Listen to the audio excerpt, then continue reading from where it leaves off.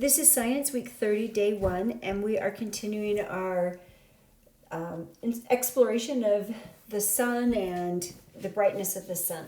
So you're going to start off by thinking of this question or the phenomenon that we're going to explore. Is when you look up in the night sky, you see stars. How far away are they really? So we talked a little bit last week about how far away the sun is or how close it is compared to the stars and the brightness of the sun. So the next thing that you're going to do is think about this question. So if the sun was the size of a grapefruit, how far would the nearest star, which is the name of that star is Proxima Centauri, be? So think about if the sun is the size of a grapefruit, that star would be from where you are to the front door of your house, from where you are to the Utah Capitol building, which is downtown, or from where you are to New York City. And you are going to take that red circle. Remember, you won't be in present mode if you're going to move the circle.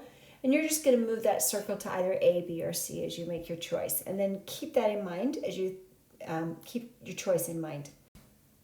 The next thing you're going to do is try this little sort of an experiment. Choose an object in your room and choose it so that in a room where you'll be able to walk kind of far away from it. And when you look at that object, you're going to use your pointer finger and finger, just how that example shows you.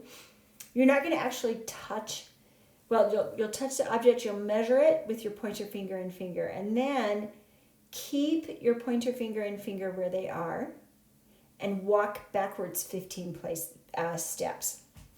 And look at that object again within your finger frames. And what did you notice? Did it get smaller?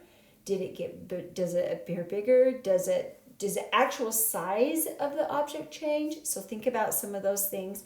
And then on the last slide, you're going to think about, based on that, why do you think other stars look so much smaller than the sun? And you're going to answer that question in the red box. So pretty straightforward, not too much to do, but building on what we talked about already last week. Have a good day.